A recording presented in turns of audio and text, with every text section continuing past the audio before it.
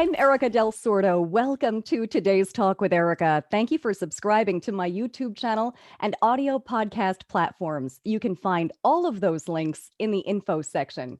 So, with me today is someone I highly respect and admire. I've known her for nearly 2 decades. Kelly Craig is an award winning television news anchor with 40 years professional experience. Her broadcast career began in 1981 while attending college. She held a few more news jobs in Victoria, Texas, San Antonio, Texas, then Tampa, Florida, and then 5 years later, Kelly was hired by WTVJ in Miami. We locals know it as NBC6, and the rest is history. In the 20 years that followed, the Kelly Craig we all know and love covered breaking news, politics, entertainment, and co-hosted a talk show, Six in the Mix, and she's not done yet. I am so happy you're with me today. You look beautiful. Hi, Kelly. I was like, who is that old lady you're talking about with all those credentials? Not moi. How are you, my love? I am fantastic. I am so happy that you can be here with me today. This has been a long time coming because I know you were supposed to be on with, and we're going to talk about when you were with Mayor Karen Cunningham and the PIO but I was supposed to have you on then. It didn't happen. And I'm so happy I have you on today because we have so much to cover and we're going to have an awesome podcast. Oh, well, thank you for having me. I adore you. And I'm sure you'll be talking about how when we worked together, it was very early in the morning and I would see you and wave and everything. And you're always so up and you have such a beautiful voice, Erica. I'm going to try to emulate you this entire podcast. I Is, won't succeed, but I'll try. is it that angelic? It is. It's just ethereal, my love. No, you're really talented. Thank you for having me, love. Thank you very much. That means a lot coming from you. So thank you very much. That's really special. Thank you. But yeah, you and I worked together when I was just an intern. By the way, that was 2002. Then I How'd I? was hired. I was hired as an associate producer then before I went off to report traffic for 15 years. But I loved watching you on air when I was there and after.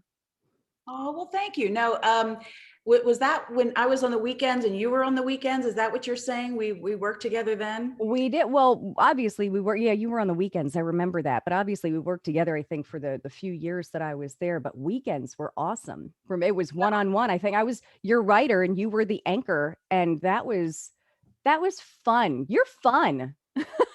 Well, you have to be in life. I mean, we all take things so seriously, particularly what we were doing back then. It was serious business and we took the business seriously. However, when there were times to just relax and uncoil a little bit, you had to do that. You know, Absolutely. and you pick your moments when you can have fun. But certainly in that business, they can get very stressful. You need to just unwind and kind of get to know the folks that you're working with. And it was a pleasure to get to know you and see by working and writing and everything back then, that has sort of enriched your career, hasn't it? It Because you're getting to has. know a little bit about everything, right? It really has. And I learned from the best. Well, I don't know about that, but I hope that in some way we all share our talents and we learn from each other. Yeah, absolutely. By the way, I want to start off with that. I was telling you I have a surprise picture. So while we're talking about when we work together, here it is. I got to hit share screen for a moment, but you're gonna love this. Okay, Check this out. Now, I don't know if you can see my screen just yet. not yet. Um, Oh, who's that? oh, dear Jesus, Mary and Joseph. Now, who are all those folks? Oh, So I see. look Yeah, at that. Lindsay Zarniak now on Fox Sports. She's a sportscaster. And then mhm, Pam Giganti. that's right. I mean, how crazy. And I think we were all wearing red because it was Support the Troops Day or something like that. And look And who didn't participate in the wearing red. And by the way, I kind of like you as a blonde lady. Wow. I was a blonde for 18 years. That was I always say it's the worst type of blonde you can be with all those chemicals seeping into your head for 18 years. But thank you. Thank you. I was so young there. I think I was 21 in that picture. And do you want to know something? My birthday just passed and I turned 40. So Lady. that's a different lifetime ago. Thank you. No, but you know what? I knew it was you, even with the blonde, even with the youth, and you are still young. Age, my friend, is one of the most relative things in the world. And when you are my age and you look back on 40, you think, you're just beginning. You're just starting to get to know who you are. You're starting to realize what's important in life. And you really have so much ahead of you. So don't look at that as old, because you're not. You look beautiful. I think you are well on your way to living your best life.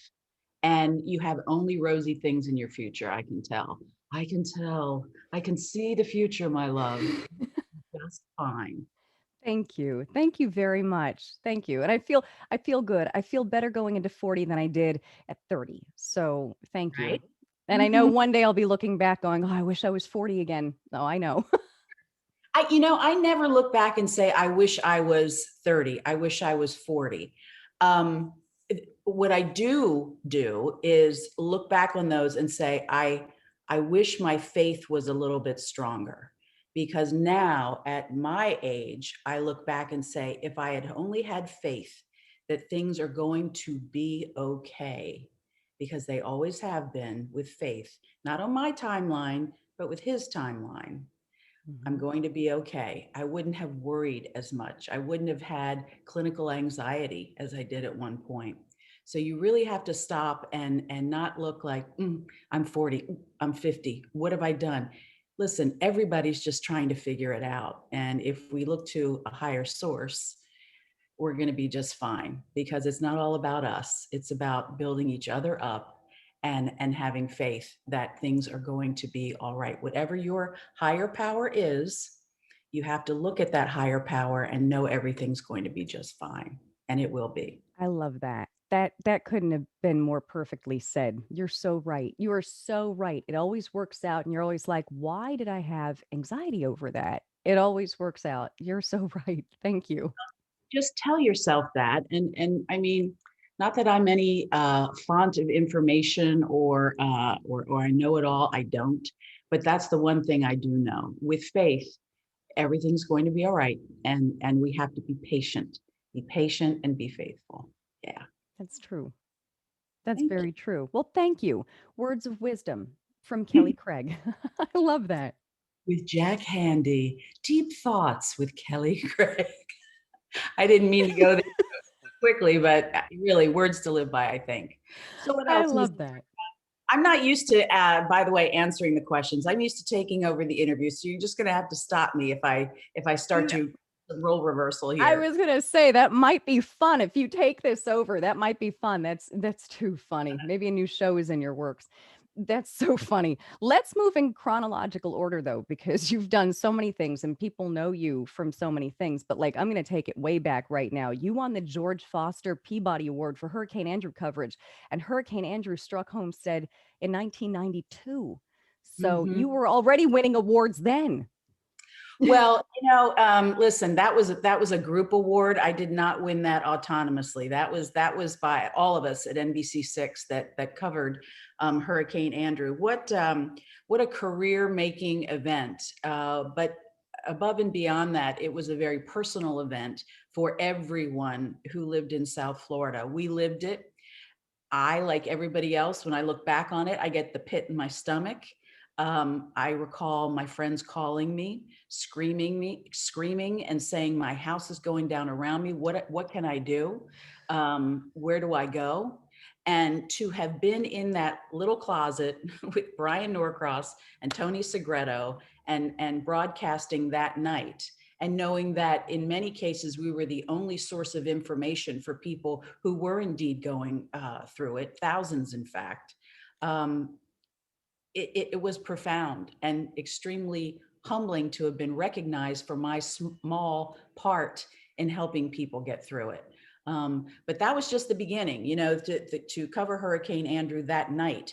The real story was seeing people try to put their lives back together. Mhm. And the takeaway that I got from it was how extremely helpful people were to each other. I mean, people were bringing donations in from all parts of the country and all parts of the world, flying supplies in that were being brought down to South Florida. Neighbors helping neighbors. I mean, that's become almost a cliche since then.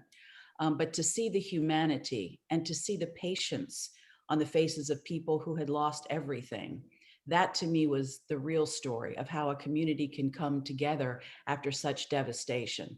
And we learned so much. I mean, who in South Florida ever looks at an oncoming hurricane the same way after Andrew?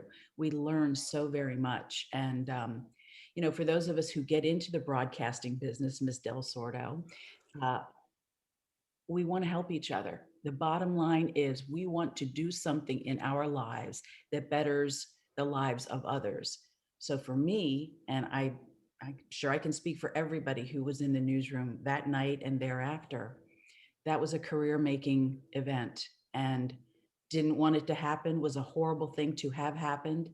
But the preparation that went into it by Brian Norcross, you see, what he did prior to the hurricane was he went to each radio station, some of the major radio stations in town, and he said, hey, listen, there's a good chance that there could be a catastrophe someday. It's what I have prepared for. This is Brian talking now.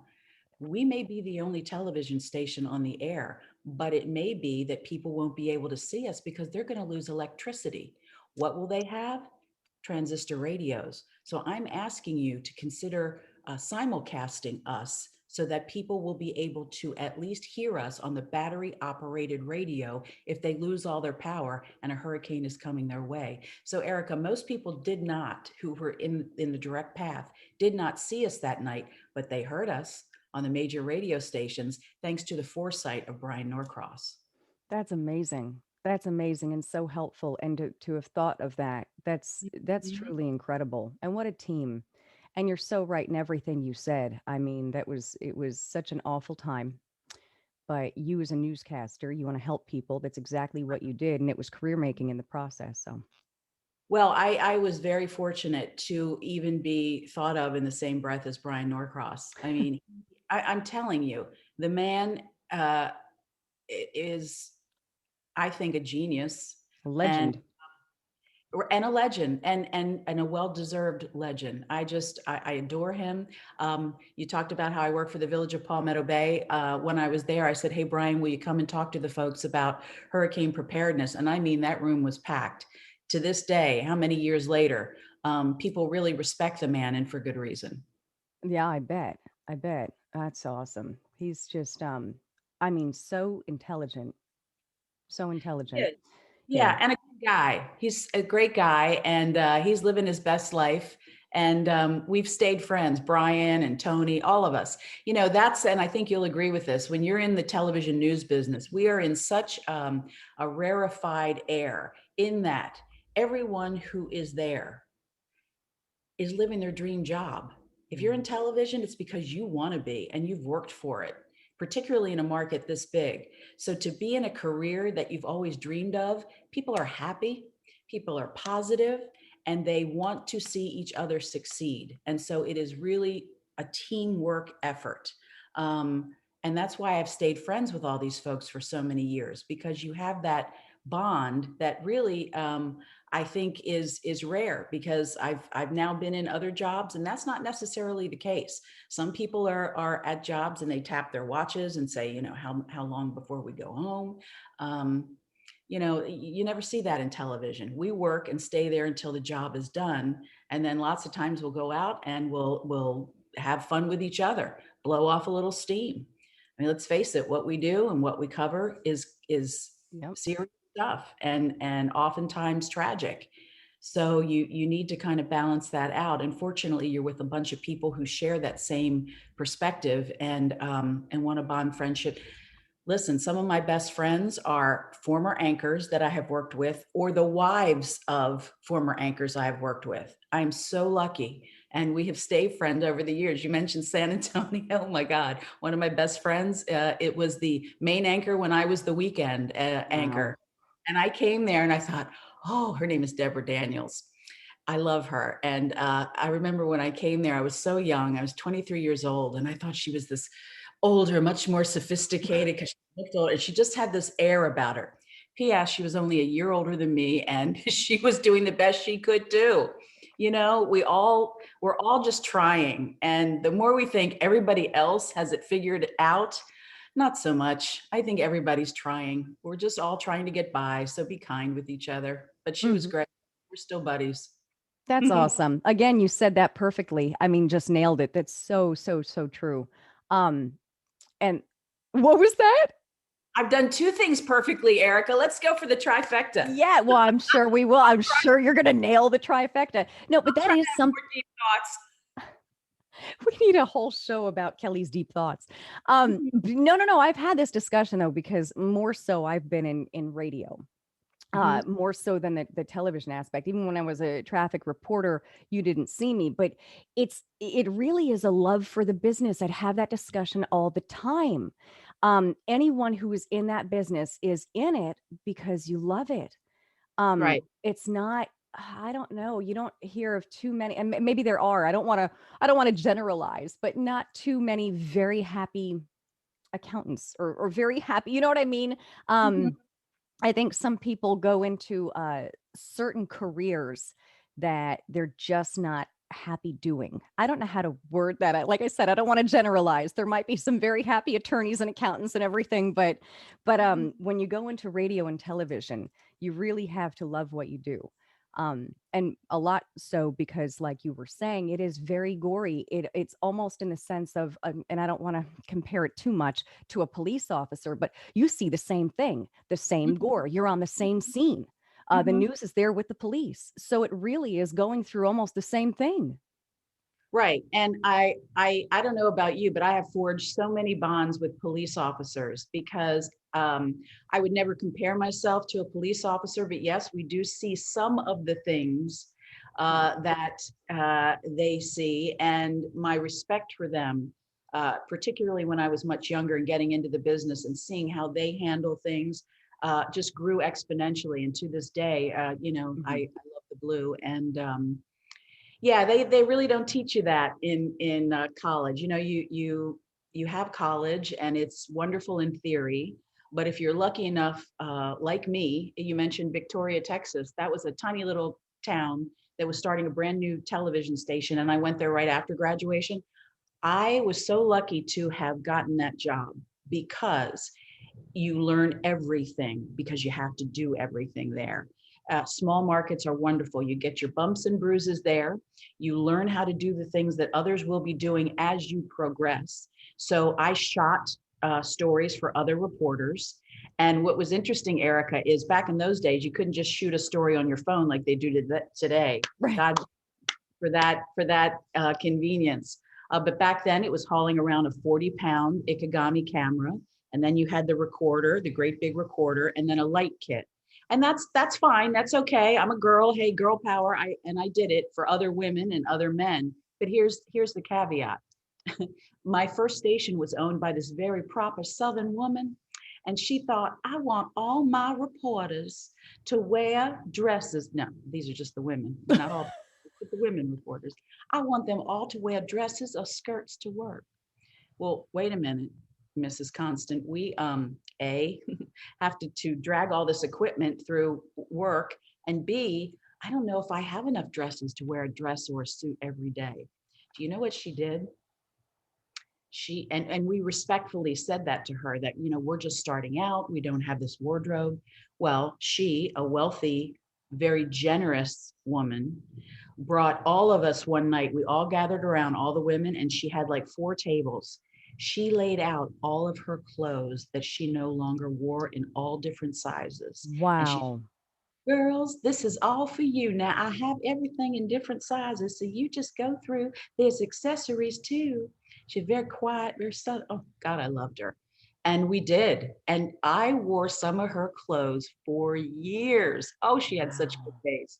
Such good taste. Now, as far as going through the field with all this equipment, shooting for each other, we were allowed to change ultimately. We were allowed to change into slacks when we had to shoot for each other. But when we were on camera at all times, dresses or skirts. Now, we're going back a ways. This was 1982. And I don't think that rule was around much longer, but what a wonderful experience that was. And I mean, everything. I ran the teleprompter for other anchors. I would go in on my day off and run the teleprompter. So I learned how a teleprompter worked. I would run the computers for weather. You name it, I did it. And for those who are just starting out, if you're watching and you have children who are getting into the business, If they're offered a job in a tiny market, tell them to take it.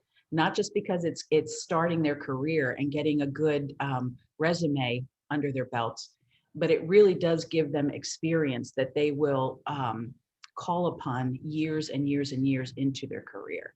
So yeah, that was so fun. Victoria, that only lasted a year though, Erica, and then it was on to bigger and better things. I didn't have to shoot for each other anymore in San Antonio, but that's where I met my friend Deborah and really learned the craft of anchoring and reporting, still reporting. So how lucky was I to You're have very lucky.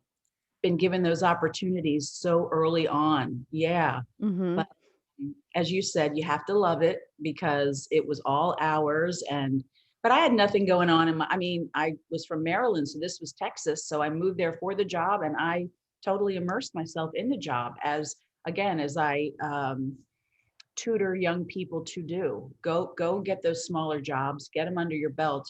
And as you progress, you will move on and call upon those things a lot more than maybe you ever thought you did. Particularly now, even the bigger markets now are calling on the reporters to do what is called a one-man band, meaning you will have to shoot your own stories. That's the way it is. You know, television is not what it was back when I started. There are so many other media to take the place of your news gathering. You know, with cable infusion that started, back in the mid 80s. And then, of course, the computer and our phones. There's so many ways we Right. can get. So it is not the revenue maker that it was for these stations now. So take the opportunity, get the job where you can, and then just keep staying curious. That's another thing. Sometimes these younger kids get into the business because, oh, I think it's going to be fun and I want to be on TV. And I think, Mm-hmm. I think I'm Mm-hmm. for it.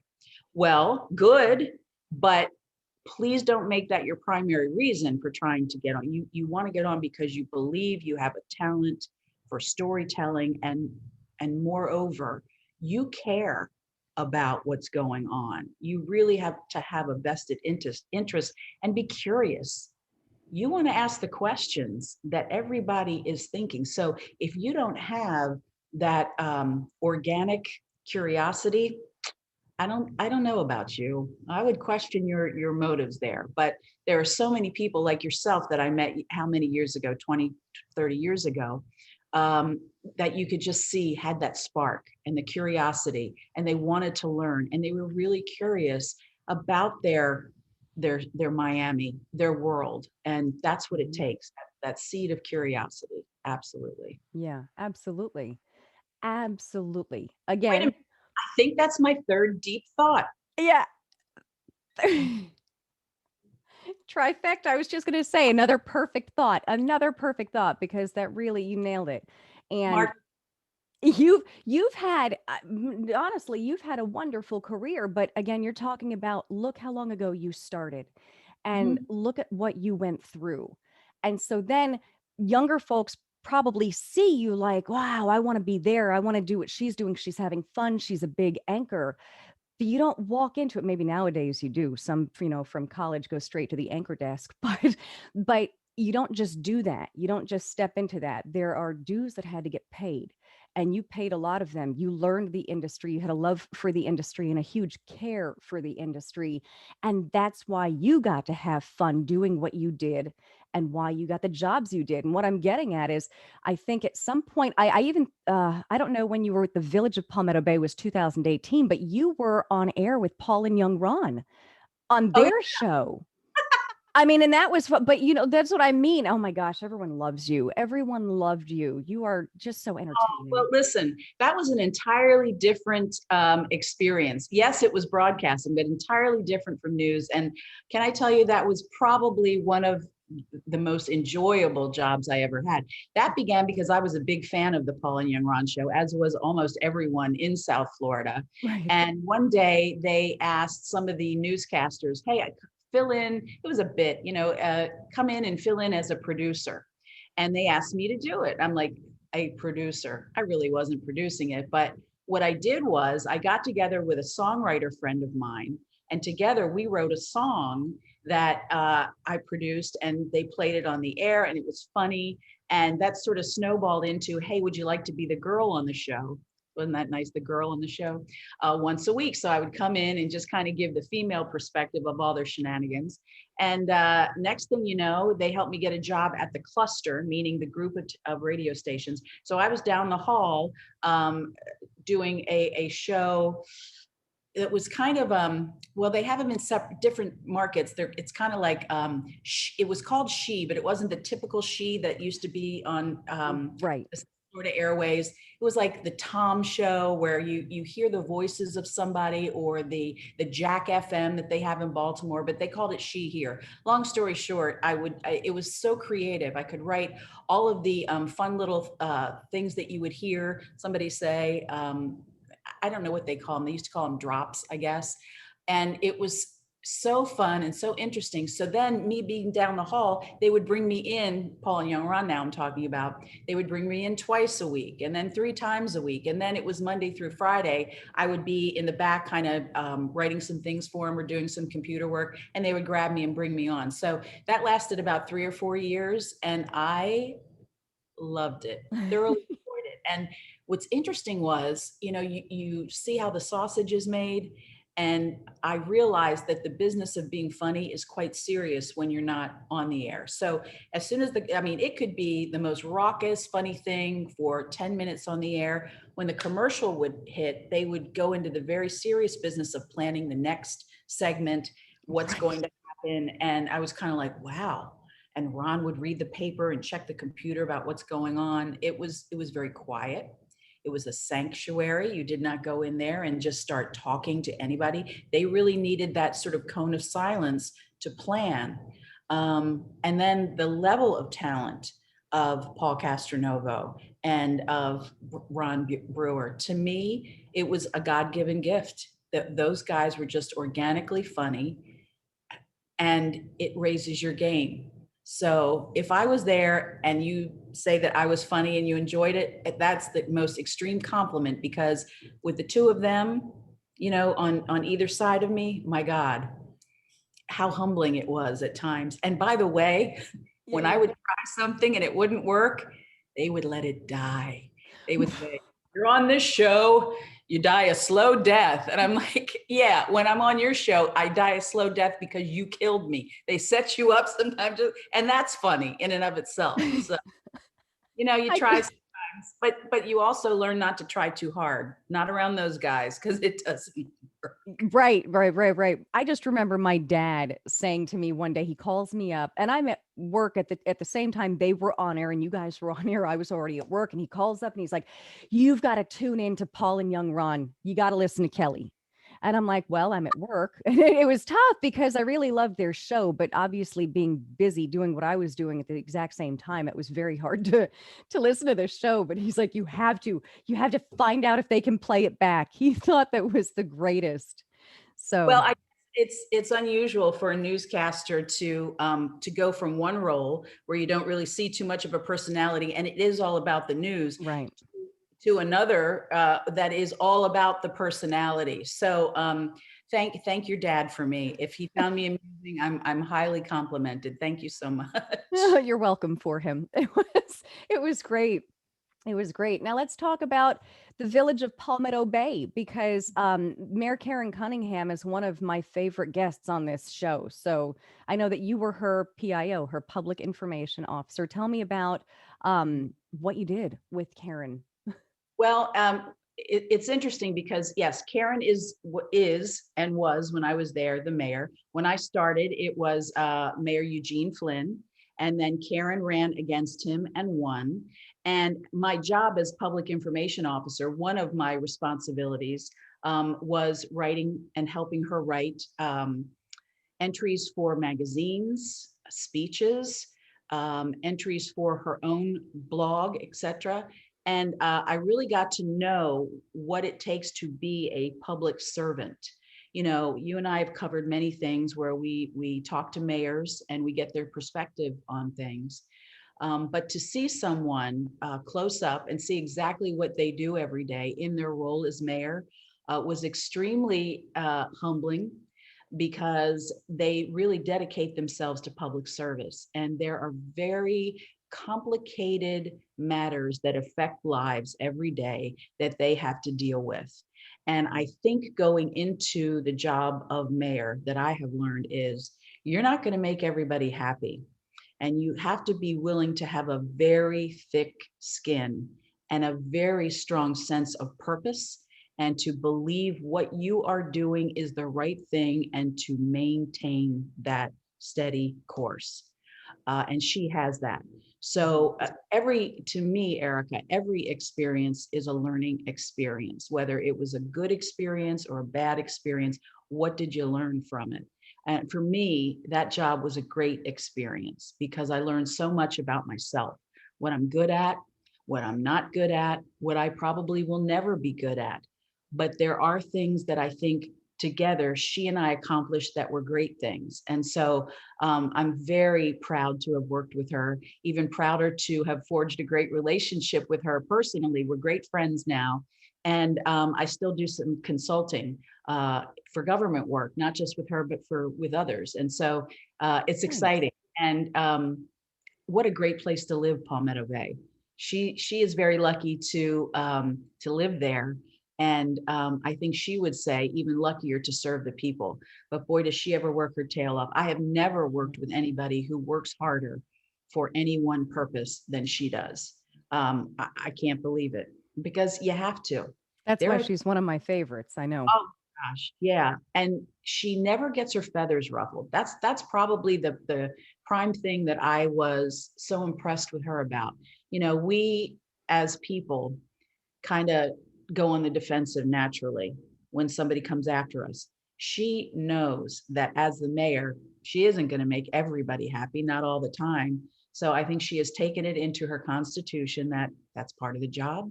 And I'm not going to let it ruffle her. And I've never seen her ruffled ever, ever, No, ever. and that's good. That's really good. That's really good. I know that's really with anyone. You get enemies with anything. That's really with anyone. But I know she's got a few folks who don't like her too much because since I have her on the show, they have managed to infiltrate my inbox. Right. It's, So you it's just a have to ignore it. You do. It's an unusual place where people are very vocal about what they want and what they don't want. But she handles it gracefully and beautifully. And so Mhm. she's one of my favorite peeps of all time for that reason. And again, I emulate that when my feathers get ruffled. I don't get my feathers ruffled. And by the way, how do you like my feather? I don't get my feathers ruffled very easily anymore. But when I feel that, when I get my hackles up at times, I never raise my voice. Like she never raises her voice. And she handles it kind of like a teacher would, because she is a teacher. She was a She's a teacher. teacher. Grade, you know, Yeah. maybe she looks at all of them as first graders. I don't know. Maybe, former, but she's great. And really thoroughly enjoyed working there. I did. That was for a little over 2 years. That's awesome. And you were a phenomenal public information officer. Well, I don't know about phenomenal, but it was a new, thank you though. It was a new role for me, and one that I learn new things every day because I am not a technical person, but my job required me to be. And that means I sat in a little 9 by 9 room for a 6 hour council meeting once a month, 2, 3 times a month, and would work 5 cameras and then make sure that, yes, I was on working the cameras, getting the close ups of the on the on the council people's faces. So yeah, so I did that along with another person who was in my department, and we tried to make it as interesting as we could. But sitting there and watching how all of that was handled, I mean, issues that required a lot of detail and a lot of thought and a lot of input from a lot of people. Boy, you politics. What a gig. Yeah, And that's gotta be totally different. I know you reported politics and everything, but that's gotta be totally different from what you did. You went from hard news to Mhm. joking around with Paul and young Ron, and then you went into politics. So, I mean, that's quite the diverse, talent that you have. Well, I don't know about diverse, but it was I will tell you that I'll try something that I think I may have the aptitude for. And going in there, I knew that I could write. I knew I could get television coverage for what we were doing. Mhm. The technical part of it, I'll be the first to say, oh, that was a challenge. That was something that I really had to learn slowly. You know, people your age and younger think nothing of doing everything on the computer and doing this and multitasking. For somebody my age, it's a little bit harder, but we'll learn it. And I remember telling all the kids, the 20-year-olds, the computer geniuses running around, I'd say, okay, tell me this like I'm your mother. Okay, how would you explain this to your mother? And they would laugh, and I would say, it's not funny. Please slow it down. Slow it down a little bit for mommy. Okay, because she needs a slow explanation. Oh, Yeah, oh my but goodness. hey, we got through it somehow, and I'm still friends with those little kids today, the little computer geniuses. And here's the interesting thing: they would come to me and say, "You know, I like this girl, but she's not really responding to me, and I'm wondering what I could do a little bit different." And I was like, "Okay, now you're in my wheelhouse. Mhm. Let's have a conversation and tell mommy all about it." Okay, to this day. I So love that. we all have our talents, Erica. My talent is not technical, but I will try. Mommy will learn it eventually. That's, all of us. I am old school. There's still moments when I'm with my phone. I'm like, why isn't this working? I know. But I have to tell you, I miss the days of that picture I just showed you on the computer. Hello, remember these printouts? I miss that. I know, I right? really do. And I know that was probably more of a pain in the butt. We had film, we had to go process it at Eckerd's. I'm really dating myself here, right? But No, I remember that. Sure. And yeah. oh, and I still love printing out some pictures. And it's so funny because when people stay with me, because I live in Naples now, when my friends from Miami come over, I take those little CVS prints and put whoever's staying with me, I put them in the frame and put that back in the bedroom. So when they come, they say, "Oh, you have my picture." In the frame because you like five, six of them will fly out because I change it for every one. So yeah, That's funny. I'm still that CVS customer, Erica. I actually didn't think they still well, of course they do, but, yeah, I got rid of those cameras, but I miss that, I really do miss that, I miss having the hard copies because, twice now I've lost all the photos in my phone, and that's a Oh, heartbreaking ordeal. well, you So know what? If go into Facebook, because if you've ever uploaded them on your Facebook page, you will be able to find those in the Facebook uploads. That's where I have recovered some of my pictures that I thought were gone, because you forget what you upload to share with everyone. If you've uploaded it in your Facebook account that we all established back in 2008, it will be there. Another, that's oops, that's four deep thoughts from Kelly. I'm not counting, but okay. I like that show, you know what, I can voice the intro and outro for you, Deep Would you? Thoughts with Oh my Kelly. God. Do it. Do it now. Let's hear it. What would it be? Go ahead. Deep Thoughts with Kelly, what do you wanna know? Thank you for listening to Deep Thoughts with Kelly. You're hired. God, I That's love awesome. marry me. Oh, there you go. You need to do something like that. But let's talk about what you are doing because you're not done with NBC6 just yet. You're still doing the Broward Health ads, right? And other spots for the station. And Yes. you're doing Yeah. it from home. I don't know if COVID had any part in that, but talk to me about that. It had everything to do with it. Erica's talking about the fact that I still do commercials that air on NBC6. I can't stand them. I mean, well, maybe I shouldn't say that. Let's put it this way. Let's put it this way. I do my own makeup because yes, the film crews come to my home here and film them, shoot them here because of COVID. I am interviewing doctors and people, the health professionals at Broward Health. They are being shot over there. So together through Zoom, I do the interviews and then it's all cut together at the station. But yeah, that's what's happening. They come over to my home in Naples and shoot them, and it's so fun. And I don't know about you, but I really learn about health. And the surgeons that I interview have such interesting things to say that again, you talk about the curiosity.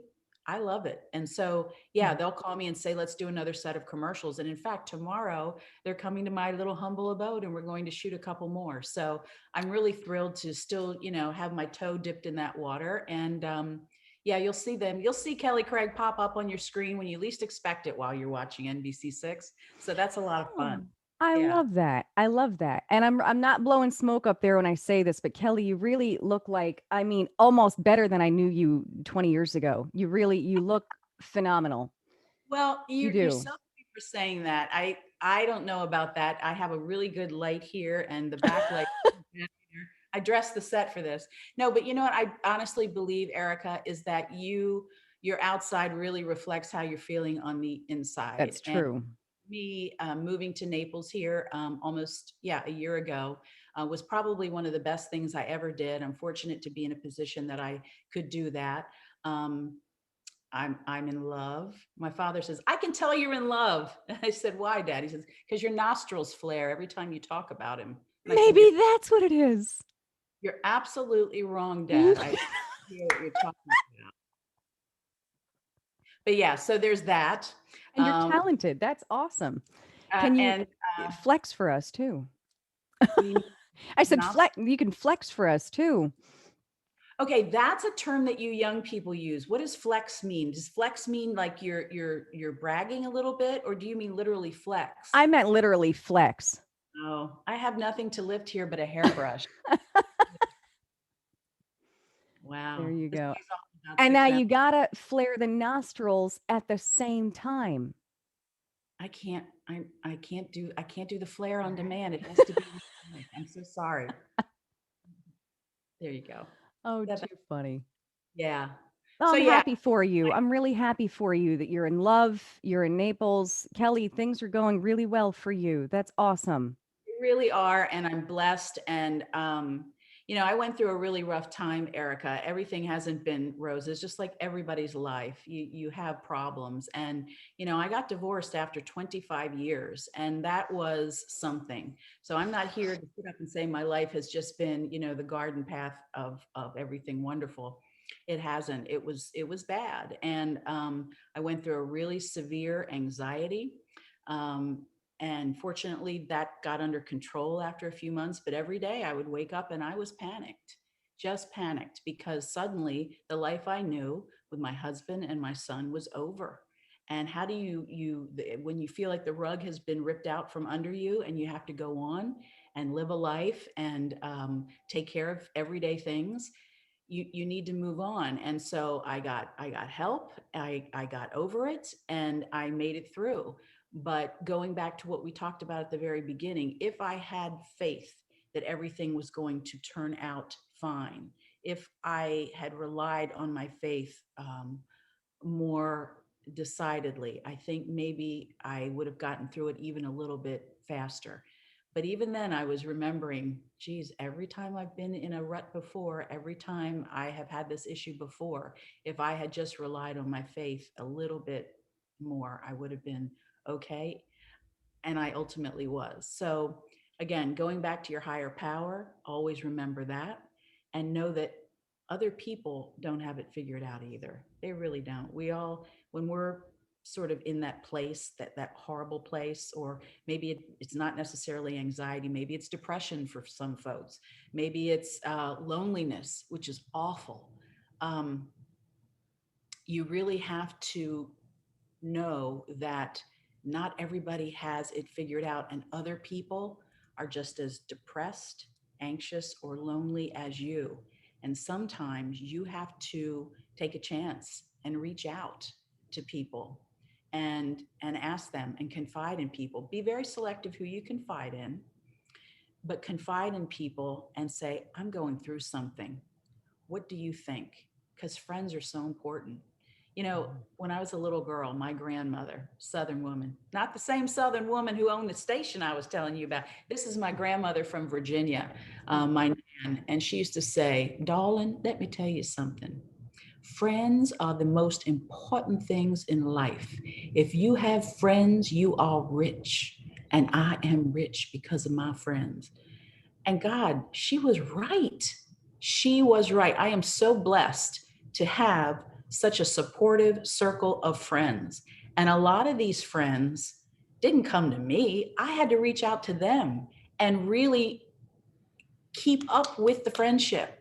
This doesn't, if somebody's going to come into your life, you have to reach out and make sure, hey, are you okay? It's a give and take, but lean on your friends. And I believe in the law of attraction. You've had other guests on your show that talk about how important the law of attraction is, and it's the truth. When you reach out to people and they see that a good person is reaching out to them, they will then return that. So I'm so lucky to have an immediate circle of friends, and then one that's maybe a little bit more on the I don't want to say on the outer layer because that sounds diminutive. It's not. But those who I don't necessarily speak to all the time, but I know they're there and I know I can rely on them. And even, don't laugh at this, your Facebook friends. Isn't it fun sometimes? It was my birthday Saturday. Okay. It's my birthday 2 days ago.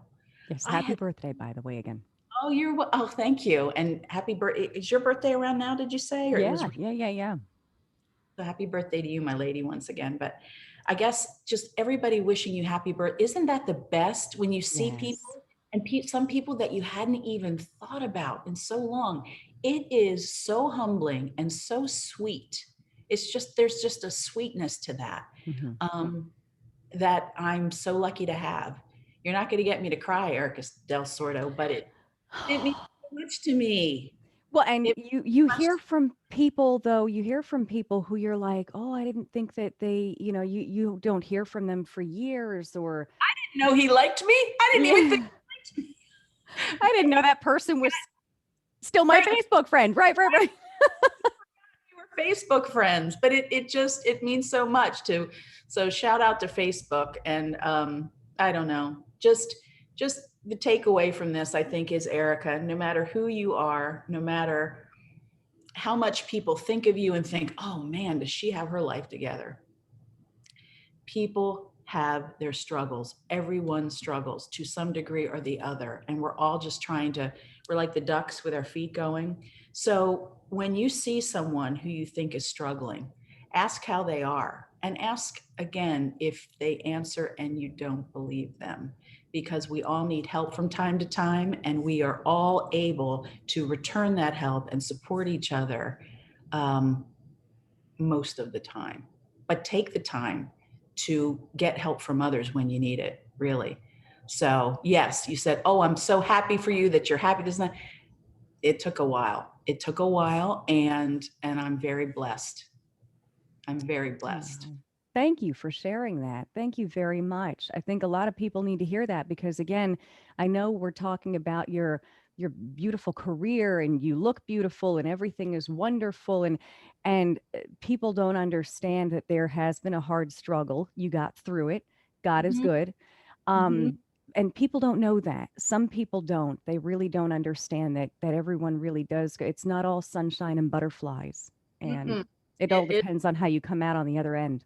Right, right. And fortunately, I'm absolutely fine. If you had told me I'd be living this life 3 years ago, when there was a lot more to that particular year than just the divorce. It was like one after the other, and the hits just kept on coming. And I just thought, please, 2019, please be over with. It was my year where I lost my mother. I had some serious health issues, but it was just one on top of the other on top of the other, and it was like, when is this what storm going to stop?